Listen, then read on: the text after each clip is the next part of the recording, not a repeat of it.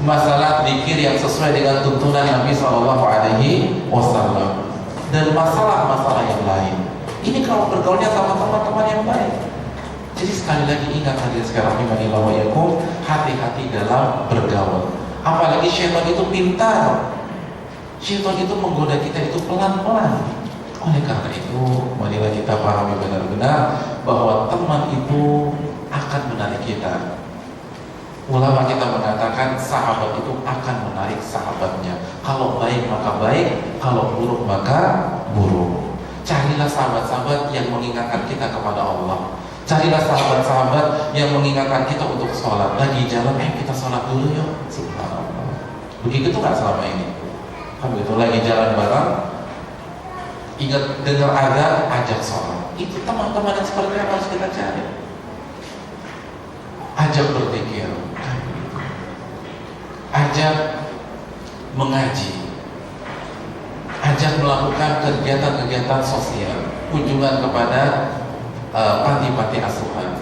Kita lihat bagaimana kita diberikan nikmat yang begitu besar oleh Allah Subhanahu wa Ta'ala. Banyak yang kekurangan. Oleh karena itu kita harus bersyukur, kita harus berbagi kepada orang lain. Jadi jangan mengisi waktu remaja hanya dengan foya-foya, hanya dengan duduk-duduk saja, ketawa ke TV dan lain sebagainya. Ini yang harus kita pahami bersama-sama. Itu keutamaan yang keberapa? Keutamaan yang ketiga, sahabat itu akan mempengaruhi kita. Keutamaan yang keempat, apabila kita bergaul dengan sahabat yang saleh, kita akan mendapatkan perlindungan pada hari kiamat. Kita akan dijaga pada hari kiamat. Nabi bersabda, sab'atun, ada 7 golongan, yudhilluhumullahu fi dhilli, yang Allah lindungi, yang Allah naungi pada hari di mana tidak ada naungan kecuali naungan dari Allah. Jadi ada 7 golongan di mana Allah Subhanahu wa taala melindungi mereka pada saat tidak ada perlindungan dan naungan kecuali naungan dari Allah Subhanahu wa taala. Pada hari kiamat, adik-adik sekalian, hari yang pasti terjadi, di mana kita semua dibangkitkan oleh Allah dalam keadaan apa? Pakai baju atau tidak?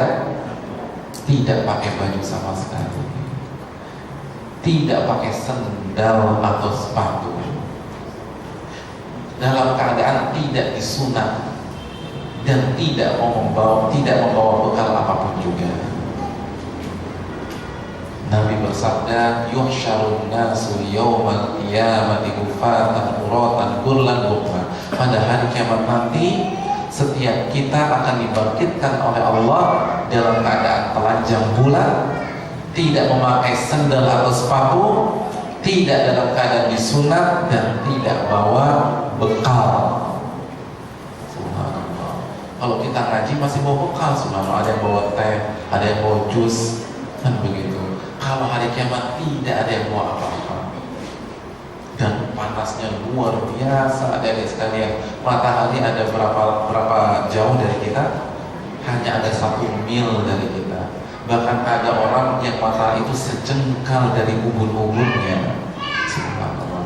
Ada orang itu tenggelam dengan keringatnya sendiri. Tenggelam dengan keringatnya sendiri.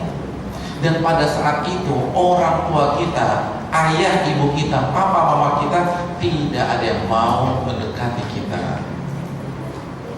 Jadi ayah kemana, ibu kemana? Subhanallah.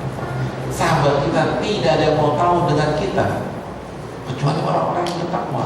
Pada saat itulah ada 7 golongan. Ada berapa golongan? 7 golongan yang Allah naungi. Dan di antaranya siapa?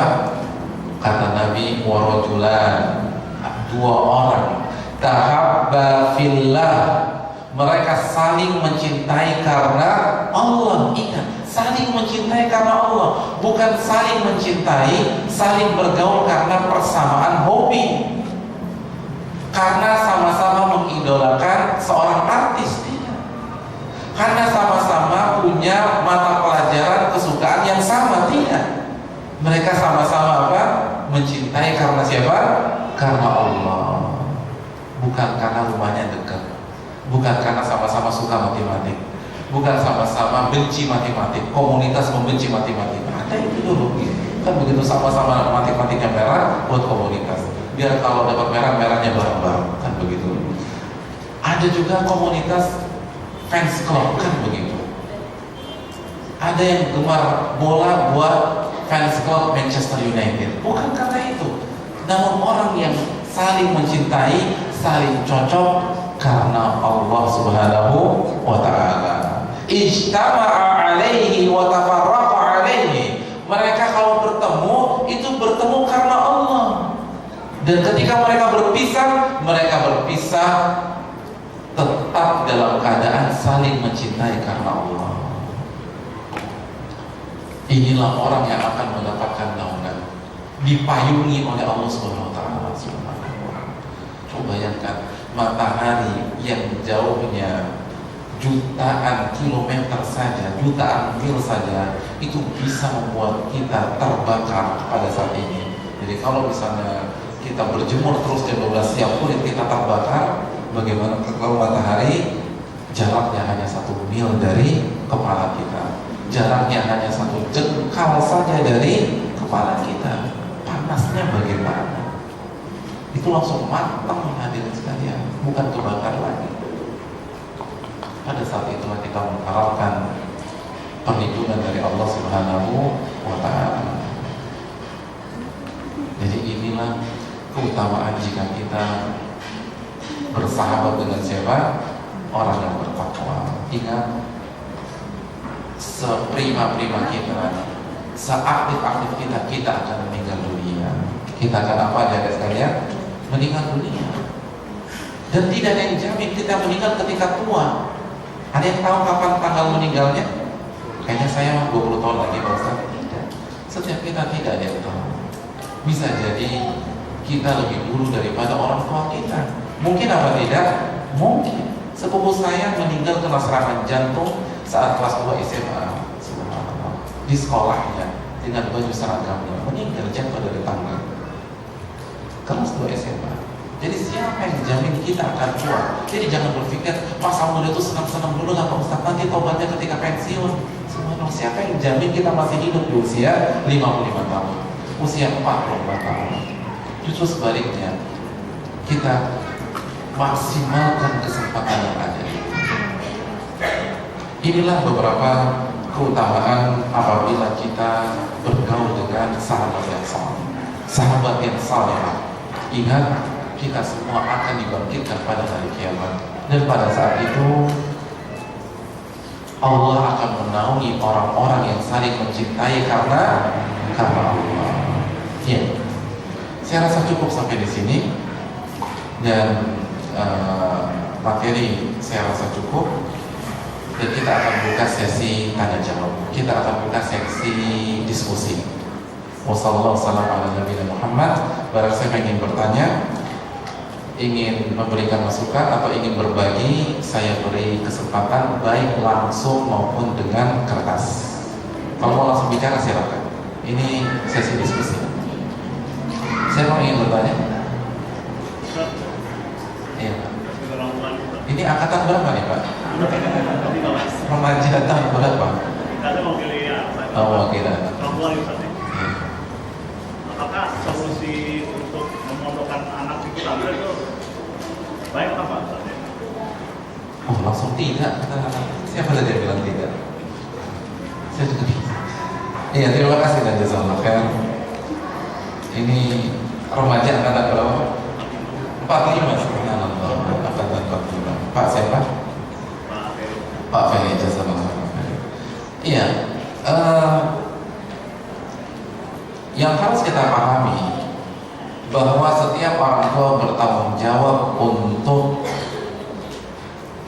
memberikan pengetahuan agama kepada anak-anaknya. Allah berfirman dalam surat At-Tahrim ayat 6, Ya ayyuhalladzina amanu qu anfusakum wa ahlikum nar. Wahai orang-orang yang beriman, jagalah diri kalian dan keluarga kalian dari api neraka. Ali bin Abi Thalib mentafsirkan ayat ini dengan tafsirnya dengan cara mengajarkan mereka ilmu agama. Jadi Jadi ini adalah kewajiban orang tua tanpa terkecuali. Ini yang pertama. Yang kedua, tidak semua umat Islam harus menjadi ustadz atau ustadzah. Ini yang harus kita ketahui baik-baik. Kenapa? Karena Nabi yang telah menjelaskan, al-mu'min lil mu'min kal bunyan yashuddu ba'duhu ba'dha. Seorang mukmin dengan mukmin yang lain itu ibarat satu bangunan yang saling melengkapi satu dengan yang lain. Dan Nabi mengucapkan sabda ini sambil mengeratkan jari jemari beliau. Artinya apa? Seorang mukmin tidak mungkin seluruhnya bergerak di satu bidang tertentu saja. Harus ada yang berperan sebagai pasir. Ingat, Nabi mengilustrasikan dengan apa? Dengan bangunan. Jadi harus ada yang berperan sebagai pasir, harus ada yang berperan sebagai semen, harus ada yang berperan sebagai batu, harus ada yang berperan sebagai bata, harus ada yang berperan sebagai baja ringan. Itu mukmin yang satu dengan mukmin yang lain. Nah, begitu juga harus ada yang menjadi ustaz, harus ada yang menjadi ekonom. Jadi harus ada yang bergerak di bidang pendidikan, harus ada yang bergerak di bidang ekonomi, harus ada yang bergerak di bidang birokrasi, harus ada yang bergerak di bidang sosial dan lain sebagainya. Karena sekali lagi kehidupan masyarakat Islam sebagaimana yang disampaikan oleh Nabi SAW. Jadi ini yang harus kita camkan baik-baik. Tidak setiap kita harus menjadi ustadz atau ustadzah. Yang ketiga, bahwa kemampuan anak-anak kita berbeda-beda. Hendaklah setiap orang yang ingin masukkan anaknya ke pondok benar-benar mempertimbangkan dan memperhitungkan kemampuan, minat, dan kesiapan mental anak-anaknya. Jangan sampai kita memasukkan anak-anak kita ke pondok hanya dengan ikut-ikutan. Kan kita bilang kepada istri kita, Pak, teman-teman pengajian kita anaknya semua sudah di pondok, masa kita nggak di pondok? Apa kata dunia? Nah ini nggak benar, subhanallah. Ini bukan apa kata dunia atau apa kata siapa. Hendaklah kita memperhatikan. Coba kita lihat sahabat. Abdullah bin Mas'ud mengatakan tidak setiap sahabat hafal Quran. Tidak semua sahabat hafal Quran. Namun seluruh mereka punya komitmen yang sama kepada agama. Ada yang fokusnya kepada hadis seperti siapa? Seperti Abu Hurairah. Ada yang fokusnya lebih kepada tafsir seperti siapa? Abdullah bin Abbas. Ada yang fokusnya kepada fikih seperti siapa? Mu'adz bin Jabal. Ada yang fokusnya melayani Rasulullah seperti siapa? Anas bin Malik. Ada yang posisinya di dunia militer seperti siapa? Khalid bin Walid. Jadi mereka bersinergi. Mereka menempati pos-pos masing-masing. Oleh karena itu, sekali lagi, orang tua yang ingin mensekolahkan anaknya di pondok hendaknya memperhatikan masalah ini. Dia harus tahu benar minat anaknya bagaimana, bakat anaknya bagaimana. Setiap anak kita cerdas, namun dengan kecerdasan yang berbeda-beda. Ada anak-anak yang cerdas dalam dunia matematika, tapi dia tidak cerdas, dia tidak memiliki kecerdasan dalam linguistik atau bahasa. Ini harus kita perhitungkan. Karena banyak yang keliru dalam masalah ini. Karena mentang-mentang baru ngaji langsung banting setir. Semua harus dipesantrenkan. Sampai dianya masuk pesantren. Subhanallah, iya, ada. Dan ini tidak tepat. Saya punya kasus pengalaman pribadi. Ada teman saya, itu dia kuliah di ITS. Kita tahu ITS bukan universitas sembarangan. Dan pada saat itu tidak ada kelas mahal. Semuanya masuk dengan UMPTN pada zaman saya. Dulu kan UMPTN. Lama kan berubah terus.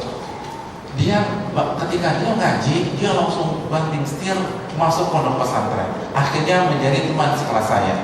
Apa yang terjadi? Kecerdasan yang tidak di dalam bahasa dan agama. Akhirnya semester pertama yang kami anggap mudah saja dia gagal. Banyak kan anak ITS gagal semester pertama. Akhirnya DO. Setelah DO down. Kan begitu. Karena dia sudah keluar dari ITS. ITS sudah keluar, pondok pesantren gagal, akhirnya down, dan sekarang kita kemana? Dan saya pernah bertemu sebelum saya pulang ke Jakarta, dia berubah sudah nggak ngaji, sudah tidak, penampilannya pun juga berubah kembali ke penampilan awalnya. Kenapa? Karena down, karena merasa tidak ada yang bisa dia lakukan lagi. Oleh karena ini yang perlu diperhatikan. Ada juga kasus seorang jamaah ibu-ibu itu memiliki masalah dengan anaknya. Anaknya dulu itu baik sekali sama dia, benar-benar menurut profil anak yang berbakti kepada orang tuanya. Namun beliau itu memaksakan anaknya masuk pesantren, dan mental anaknya tidak siap, dan anaknya berpikir ini adalah usaha membuang dirinya dari keluarganya, jadi merasa dibuang.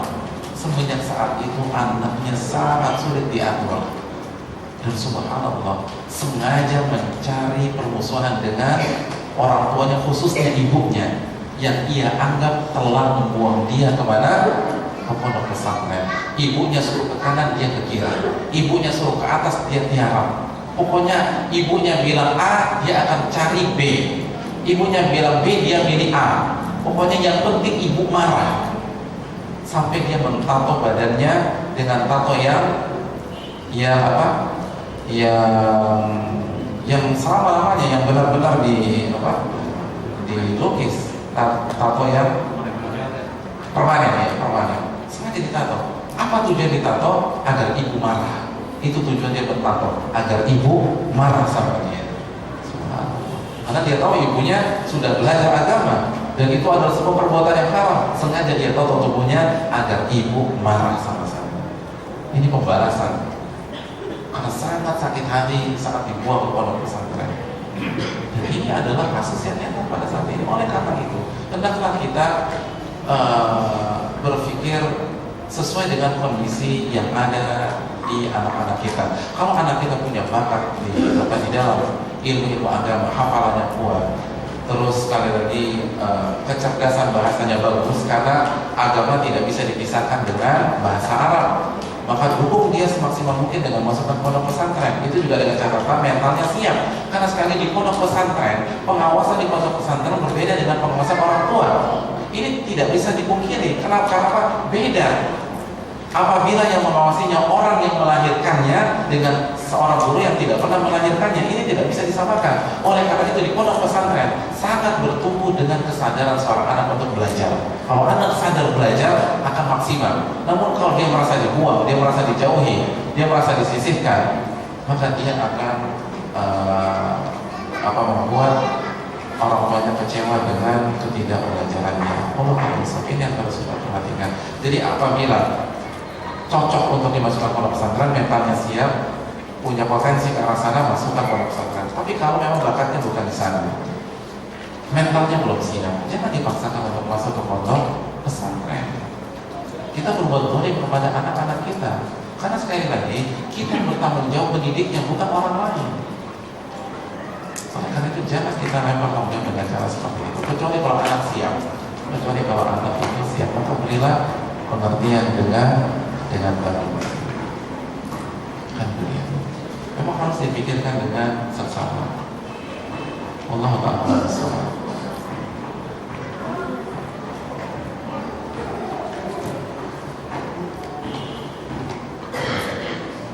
Ada yang mau bertanya secara langsung? Ayo. Dengan siapa nih? Namanya siapa? Safra. Kelas 1 SMP. SMP mana? Kok lupa SMP ini? Yang sekolah bapaknya atau Safran?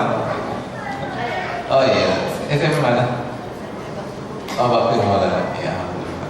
Kok kan nengok ke Abi tadi? Ya, gimana Safran? Saya berada di lingkungan yang kurang baik. Iya.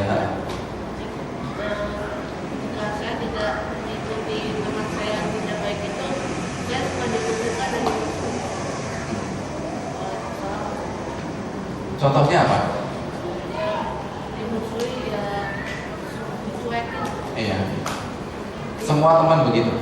Dia ada beberapa. Ada beberapa. Iya, terima kasih dan jazakallah kepada Safran, sobat muda kita, sobat.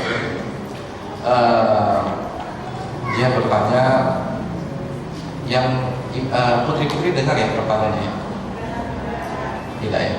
Jadi sobat kecil kita atau muda kita ini bertanya, beliau SMP kelas 1, SMP kelas 1, lalu punya beberapa teman yang tidak baik. Kalau dia tidak mengikuti, dia akan dikucilkan. Iya. Terima kasih dan jazakumullah khairan kepada Safran atas pertanyaannya. Jawabannya begini. Memang itu dinamika ketika kita sekolah ya. Saya rasa para orang tua pun juga pernah mengalaminya. Saya pun juga pernah mengalami, dan orang-orang pernah sekolah duduk di bangku SMP, SMA khususnya, atau kuliah mengalami hal tersebut. Jadi yang pertama kali yang harus Safran rasakan ini adalah masalah yang dialami oleh banyak orang. Jadi bukan Safran sendiri yang mengalaminya. Jadi orang tua kita mungkin mengalami, kalau kakek mungkin jauh ya, dulu kan dari sekolah dulu berjuang di Belanda. Jadi yang kakak kelasnya pun juga mengalami, saya pun juga secara pribadi mengatakan mengalami dan lain sebagainya. Jadi ini bukan hanya dirasakan oleh Safran saja. Itu yang pertama. Yang kedua,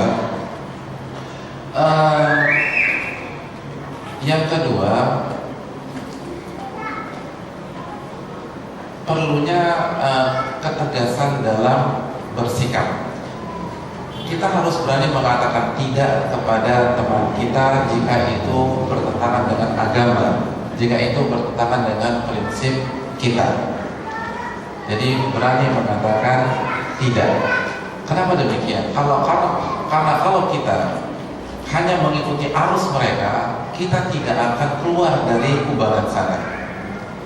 Jadi kalau kita ikuti terus, yang pertama mereka merasa kita ini di bawah dia, kan begitu. Itu sudah kalah. Kita di ronde pertama saja sudah kalah. Jadi kalau mereka menganggap kita di bawah mereka, bisa diatur, bisa dipermainkan.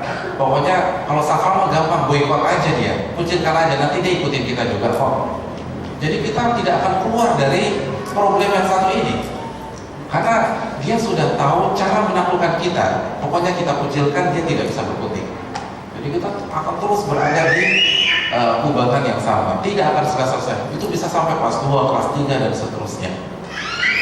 Jadi kita akan dikenal, dicap oleh mereka ada orang yang gampang diatur, gampang disetir, gampang dipermainkan dan lain sebagainya. Jadi hendaklah kita punya prinsip.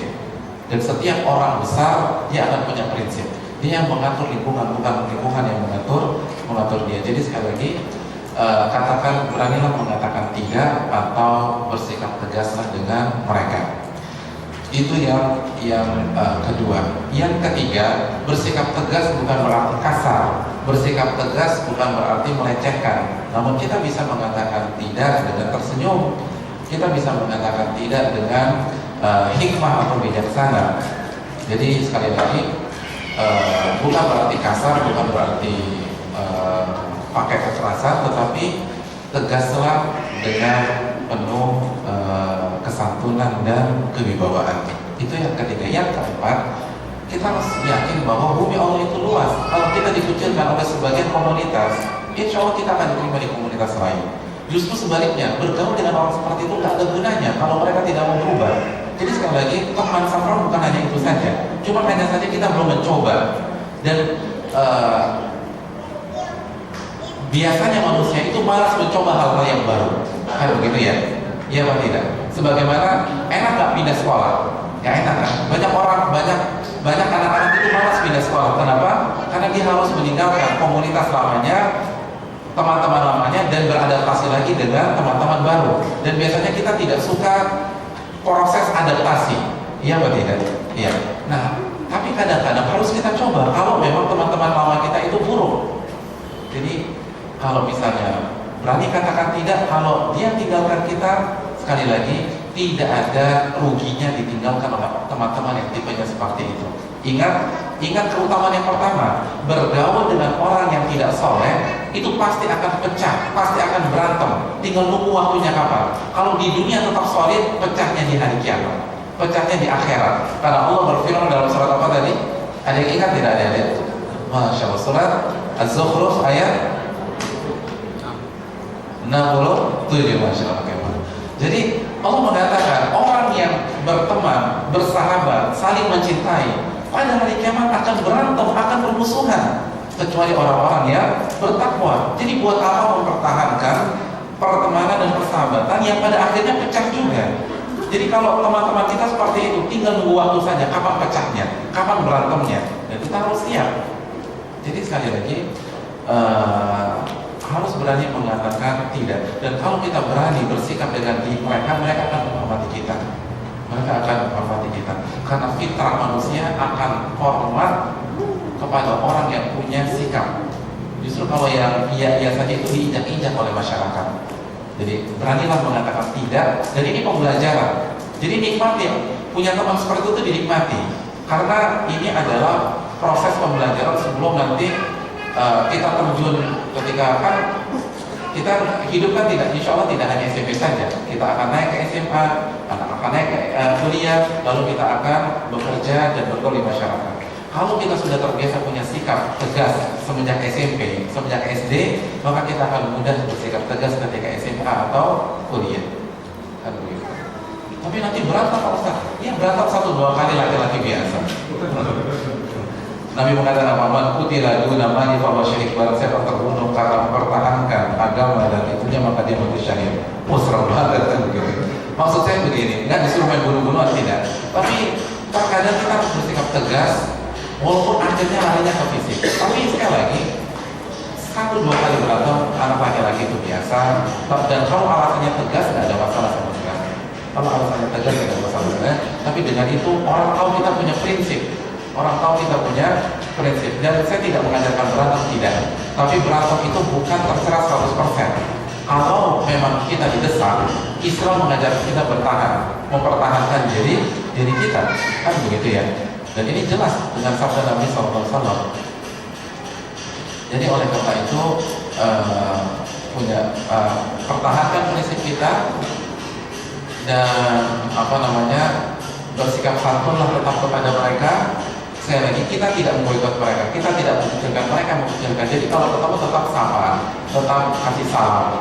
Kalau nggak digubris nggak ada masalah. Teman kita banyak, bangun hubungan dengan yang lain. Justru sekali orang nggak suka dengan tipe yang seperti itu. Jadi kalau kita mau hitung-hitungan, biasanya teman yang punya gaya seperti itu tuh hanya sedikit saja. Namun mungkin biasanya dia orang kaya dan sebagainya. Tapi secara jumlah hanya sedikit. Karena secara fitrah kita nggak ada yang suka bergaul dengan tipe orang seperti itu. Jadi bergaullah dengan teman-teman baik yang masih banyak di sekolah kita. Allah Ta'ala, mungkin itu ya. Ada. Dan kalau saya melakukan ibadah, soal alim, soal taat, soal apa? Lebih bagus daripada dikatakan sok maksiat loh. Sok zina itu lebih bagus kan begitu. Iya. Sekali lagi itu lebih bagus. Lebih bagus daripada sok fasik loh, sok kafir loh. Itu lebih bahaya lagi kan begitu.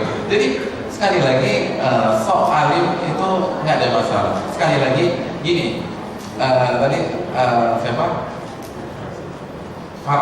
Safran. Ini Safran. Imam Syafi'i pernah mengatakan, ridho nas ghayatul la tudra. Mencari ridho manusia. Jadi kita ingin seluruh teman kita suka sama kita itu mustahil, nggak mungkin. Pasti ada yang suka, ada yang nggak suka. Ada yang suka, ada yang benci. Itu sudah sunatullah, ketetapan Allah. Kalau kita bergaul dengan orang lain, pasti ada yang suka sama kita, pasti ada yang benci dengan kita. Membuat setiap teman suka sama kita itu adalah hal yang mustahil. Maka kata Imam Syafi'i, maka bersikaplah dengan sikap yang bermanfaat untuk kita di dunia dan di akhirat. Dan celaan mereka tidak akan mencederai kita. Yang penting apa kata Allah, bukan apa kata teman. Yang penting apa kata Allah. Kan gitu. Kalau dikatakan soalim, amin, alhamdulillah, semoga bisa jadi orang amin. Dasar lo sotakan lo, amin, semoga bisa jadi orang. Jadi buat nyaman aja, buat santai aja, gak usah dibawa perasaan. Cuek aja. Nah, cuek dalam maksudnya penting. Jadi cuek saja. Jadi kalau pelaku kemaksiatan bisa cuek dengan kemaksiatannya, kenapa kita tidak bisa cuek dengan ibadah kita? Jadi kalau dia sudah mengatakan soal taat, ya amin, semoga saya benar-benar jadi orang taat, kan begitu.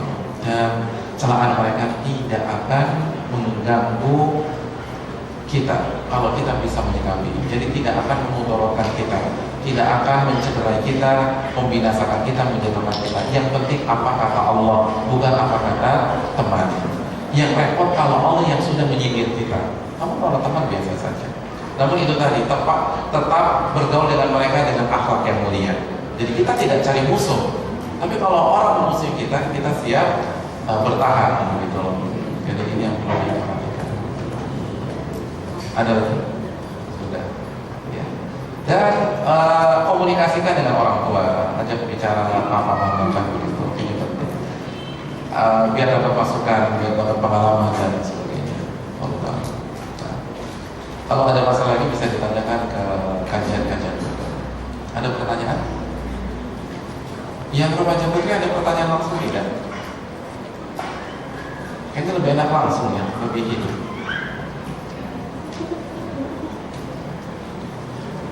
Ustadz mohon penjelasan yang dimaksud cinta dan benci karena Allah. Ya, maksud cinta dan benci karena Allah, kita itu cinta dengan seseorang bukan karena kegantengan atau kecantikannya, bukan karena kekayaan orang tuanya, kan gitu ya. Kalau SMP SMA kan kekayaan orang tua, dianya mau miskin orang tuanya ya, yang kaya kan begitu. Jadi bukan karena kekayaan orang tuanya, bukan karena orang tuanya itu pejabat, kan begitu. Karena banyak anak-anak muda sekarang itu bangga ketika berteman dengan anak pejabat, bangga berteman dengan anak orang kaya. Wah, teman saya tinggalnya di Menteng, masya Allah, biasa saja gitu, mau di Menteng mau di Tanjung Priok kan nggak ada masalah. Jadi yang menjadi kita cinta dengan seseorang itu karena Allah, karena ibadahnya, karena imannya, karena dia takut kepada Allah. Karena kalau misalnya ngomong sama dia sering sekali berzikir, dikit-dikit subhanallah, alhamdulillah, kan enak dengar teman-teman seperti itu. Mengajak kita sholat ketika jalan bareng sama dia, jadi seperti itu. Dan kita benci karena melihat dia bermaksiat kepada Allah, bukan karena dia buruk dengan kita secara pribadi, namun karena dia bermaksiat kepada Allah Subhanahu wa Ta'ala. Kita benci dengan orang karena bukan karena dia nggak pernah mentraktir kita, namun karena dia melakukan kemungkaran yang telah dilarang oleh Allah Subhanahu wa Ta'ala. Itu yang dimaksud cinta dan benci karena Allah. Ada pertanyaan langsung? Adik-adik? Ya, silakan. Siapa namanya? Vio. Vio dari kelas berapa Vio? Siapa yang kelas 1? Apa pertanyaannya?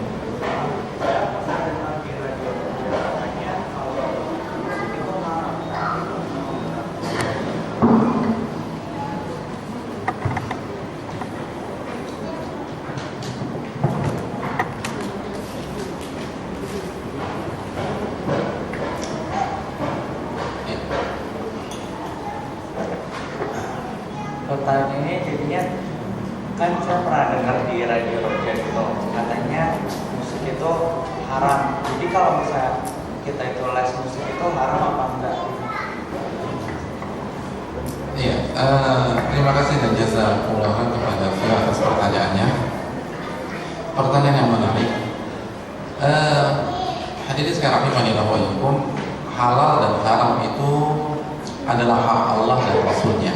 Jadi tidak boleh seseorang mengatakan hal itu halal atau hal itu haram atas nama agama. Jadi kalau kita berbicara dari sudut pandang yang lain itu bukan urusan kita. Namun sekarang kita sedang berbicara atas nama agama. Oleh karena itu setiap orang yang punya pendapat tentang suatu hal, contohnya ini masalah musik, hendaklah ia berkiblat kepada Allah dan Rasulnya.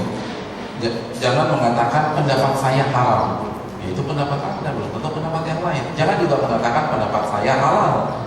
Yang harus kita lihat adalah apa pendapat Rasulullah SAW dalam masalah ini. Ini jika kita berbicara tentang atau atas nama agama. Nah, adik-adik yang dirahmati oleh Allah Subhanahu Wa Taala, apabila pertanyaannya seperti ini, maka saya ingin mengajak kita menyimak sebuah sabda Nabi SAW. Karena yang paling mengerti tentang persoalan ini adalah Rasulullah SAW. Nabi bersabda, "La yakunanna min ummati aqwamun yastahilluna al-hira wal harira wal khamra wal ma'azif." Nabi SAW bersabda dalam hadis riwayat Bukhari, akan ada di tengah-tengah umatku orang-orang yang menghalalkan zina,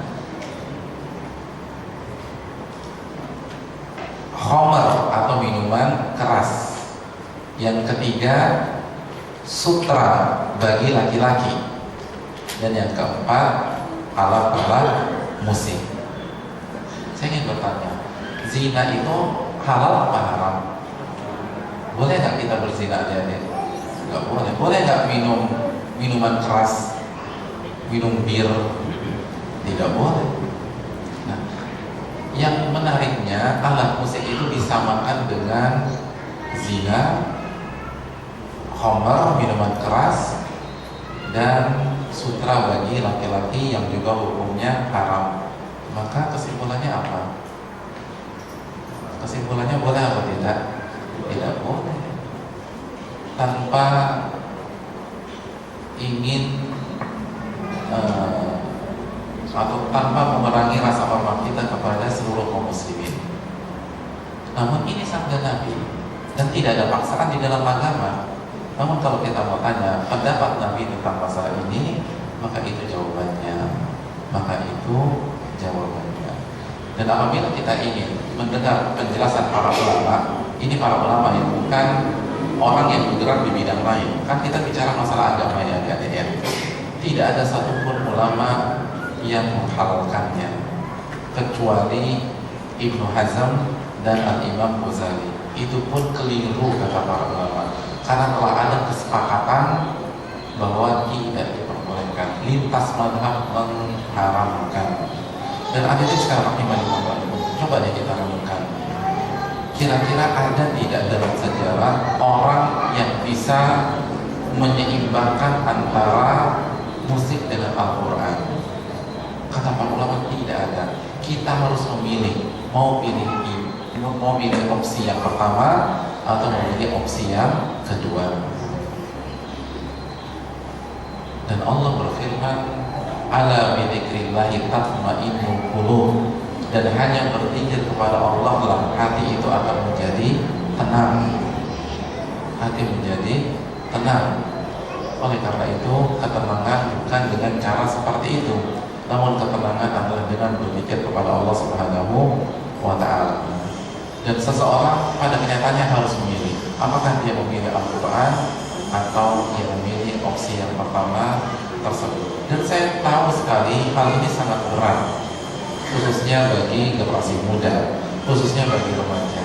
Oleh karena itu, saran saya, marilah kita masuk ke dalam agama Islam secara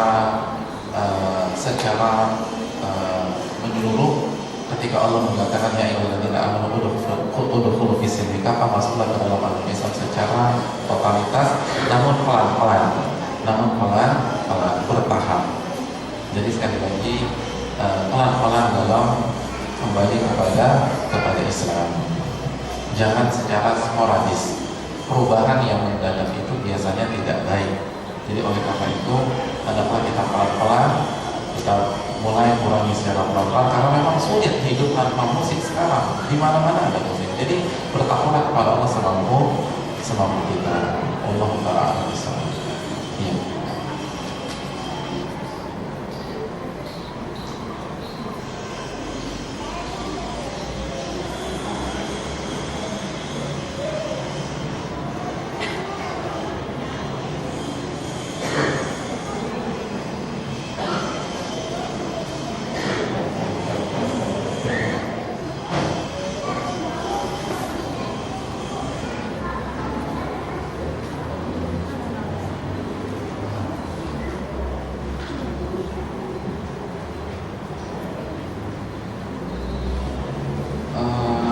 Ustaz, bagaimana para orang tua untuk memilih teman buat anak kita? Apakah harus di sekolah yang mendukung, sekolah yang mendukung, lingkungan yang mendukung juga? Sedangkan kalau melihat kondisi kan tidak mudah kita sebagai orang tua untuk memilih itu semua. Maksudnya semua juga maunya berjalan ideal, tapi suka terhalang dengan berbagai kondisi. Bagaimana solusinya Ustaz? Ya, terima kasih dan jazakallahu khair. Ini sepertinya remaja mungkin angkatan 80 ya. Ya, orang-orang tua. Yang pertama, hendaknya bangun komunikasi yang baik dengan anak. Itu yang pertama ya, hadirin sekalian rahimahullah ya. Jadi kalau ingin memilihkan teman untuk anak kita, coba kita lihat gaya pergaulan anak-anak zaman sekarang. Kira-kira teman kita mau nggak kalau temannya mengatakan, jadi teman, sahabatnya mengatakan, kamu bergaul sama itu ya, jangan bergaul sama dia. Anak kita mau nggak dengan cara seperti itu? Nggak mau. Perkembangan jaringan pertemanan anak-anak kita tuh seperti apa sih? Contohnya ya, misalnya saya dengan Kemal misalnya. Saya dekat dengan Kemal. Kan begitu. Kemal punya teman namanya Rafli kan? Iya. Karena saya gak jalan sama Kemal, saya nyambung sama Kemal, ngobrol curhat tuh nyambung, dan Kemal punya teman namanya Rafli, akhirnya saya dekat dengan Rafli. Kan begitu ya? Jadi karena komunikasi saya bagus dengan Kemal, tanpa Kemal perintahkan saya untuk bergaul dengan Rafli, akhirnya saya nyambung. Kayaknya asik juga nih ngumpul sama teman-temannya Kemal, gabung sama Rafli. Rafli punya teman siapa? Tadi siapa? Gibran. Akhirnya saya kenal juga sama Gibran. Kan begitu ya? Pergaulan anak-anak sekarang kita begitu apa tidak? Atau sebaliknya, Kemal bilang, kamu bergaul sama Rafli, jangan bergaul sama Gibran. Kira-kira saya mau turuti nggak? Anak-anak kita zaman sekarang kalau cara masuknya seperti itu mau dengar apa tidak? Tidak mau. Jadi dengan pelan, dengan komunikasi yang baik dulu, baru anak-anak zaman sekarang itu mau dengar. Karena sekali lagi ini bukan zaman Siti Nurbaya kan, bukan, atau Siti Nurhaliza dan lain sebagainya. Sekali lagi anak-anak itu butuh teman, butuh orang yang mau mendengarkan perasaannya. Oleh karena itu jika kita ingin dapat mengajak atau membimbing pergaulannya, kita harus masuk dulu ke dalam kehidupan mereka. Yang jadi masalah sekarang, kita tidak punya waktu untuk bicara, kita tidak punya waktu untuk jalan bareng, kita tidak punya waktu untuk mengobrol. Hidup kita sibuk dengan suami atau istri kita dan teman-teman kita. Baru langsung kita katakan, jangan bergaul sama si fulan ya, itu nggak bagus tuh, ibu tahu sendiri. Nah, anak kita kan mengatakan, nggak sih, ibu tahu dari mana yang bergaulnya saya kok? Ibu kan nggak, sama saya saja ibu nggak punya waktu, gimana bisa tahu teman saya? Jadi oleh karena itu yang pertama, kalau kita ingin membimbing pergaulan anak-anak kita, kita harus menyelami kehidupan mereka. Kita harus dekat dulu dengan dia. Sehingga ketika kita sudah dekat, anak kita percaya bahwa kita itu sayang sama dia. Anak kita yakin bahwa kita hanya menginginkan yang terbaik untuk dia, baru dia akan mendengar apa yang kita katakan. Dan itu kan, jadi pertama bangunlah hubungan dengan baik bersama anak-anak kita. Jangan baiknya ketika diajak ngaji saja, ini nggak tepat. Jadi setiap kali harus baik dengan anak-anak kita.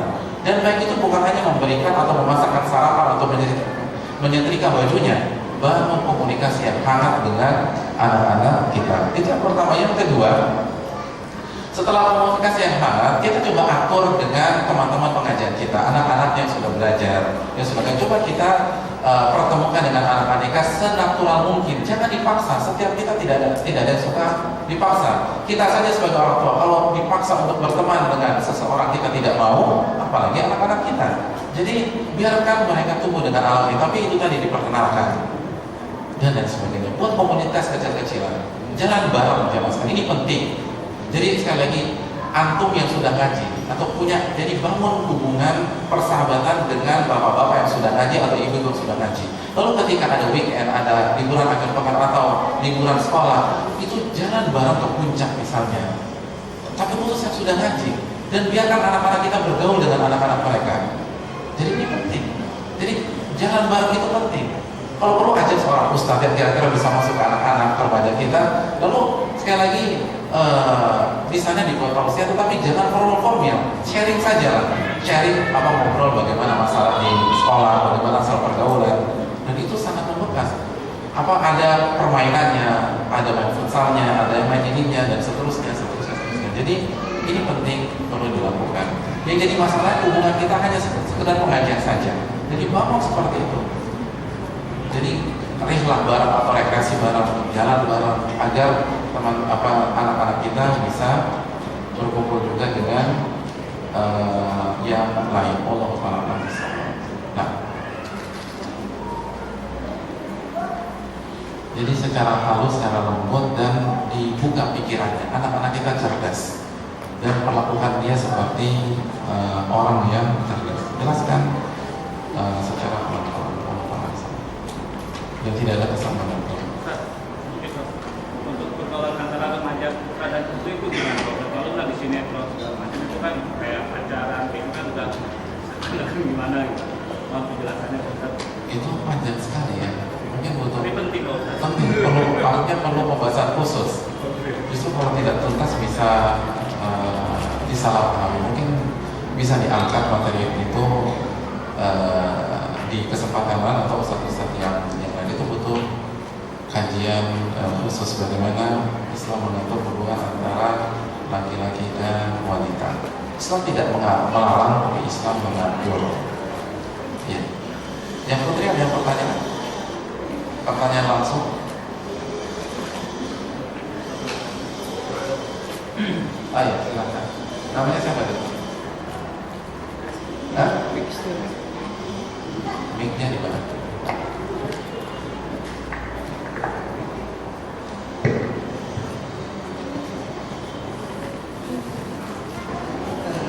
Namanya Farid Azmi.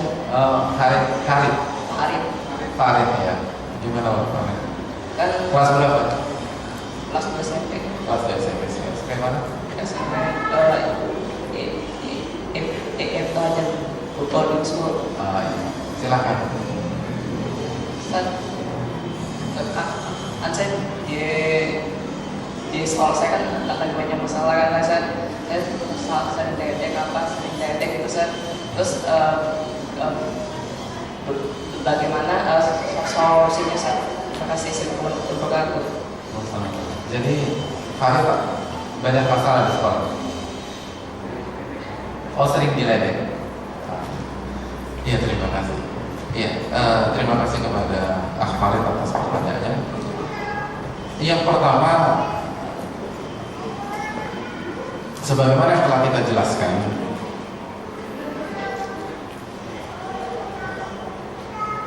membuat seseorang memuji kita itu mustahil. Membuat semua orang memuji kita itu hal yang tidak mungkin terjadi. Pasti ada yang memuji, pasti ada yang meledek. Oleh karena itu jangan fokuskan konsentrasi kita kepada orang-orang yang tidak punya kalimat yang baik, orang-orang yang tidak berkualitas seperti itu. Sekali lagi, bahasa seseorang itu menunjukkan kualitas seseorang, menunjukkan kualitas imannya, menunjukkan kualitas budi pekertinya, menentukan kualitas pendidikannya. Jadi sekali lagi, sesuatu yang tidak berharga jangan dihargai. Jadi kata para ulama, sesuatu yang tidak berharga itu jangan dihargai. Jadi ucapan-ucapan tersebut itu tidak berharga sama sekali. Jadi jangan kita masukkan ke pikiran kita sehingga kita sedih dan sibuk ngurusin hal-hal seperti itu. Ingat, ketika ada orang mencela atau meledek atau menghina ciptaan Allah, itu sama saja dia tidak punya adab dengan Allah Subhanahu wa Ta'ala. Dan orang yang seperti itu tidak berkualitas, bukan orang baik, bukan orang baik. Nah, lebih baik kita ngurusin orang baik daripada ngurusin orang yang tidak baik. Jadi ini yang perlu kita perhatikan akhirnya. Itu yang pertama. Yang kedua, ledekan mereka, olok-olokan mereka tidak akan mempengaruhi jalan hidup kita selama kita pintar dalam menyikapinya. Sekali lagi, sepedih apapun, sesakit apapun ledekan tersebut, itu tidak akan memberikan kemudaratan kita kecuali Allah yang telah mentakdirkannya. Oleh karena itu, yang perlu kita pikirkan komentar dari Allah. Yang perlu kita pikirkan adalah pendapat Allah, bukan pendapat manusia, bukan pendapat teman-teman kita. Yang penting Allah ridho, itu sudah cukup bagi saya. Bukan masalah teman-teman. Sekali lagi, ada yang baik, ada yang buruk. Nah, yang berikutnya kita harus tahu bahwa orang yang lebih bertakwa dari kita itu pernah diledek. Jangankan kita, Nabi itu pernah diledek apa tidak? Pernah dikatakan apa? Orang gila. Di sekolah sudah ada yang meledek kita sebagai orang gila belum? Diledeknya sebagai orang gila. Masih penting dibanding Nabi SAW. Jadi ledekan saat ini itu tidak ada apa-apanya dibanding ledekan orang-orang Quraisy kepada Nabi. Nabi dibilang tukang sihir. Subhanallah. Jadi sekali lagi, hadirin sekalian rahimanillah, inilah yang harus kita pahami bersama-sama, bahwa orang-orang yang lebih mulia dari kita itu pernah diledek. Jadi Kalau begitu, ini bukan hal yang baru dan ini tidak menunjukkan tingkat ketakwaan kita di sisi Allah Subhanahu wa Ta'ala. Oleh karena itu, hendaklah teman-teman itu dinasihati, kalau tidak bisa kita jauhi. Dan apapun yang diucapkan tidak usah dianggap dan dihargai. Sibukkan diri kita dengan orang-orang yang baik, orang-orang yang menghargai kita, menghormati kita, dan orang-orang yang soleh. Ingat, ketika lisan seseorang itu kasar dan menyakitkan, itu tandanya bukan orang soleh. Dan kita telah jelaskan bahwa teman yang kita gauli adalah teman yang soleh.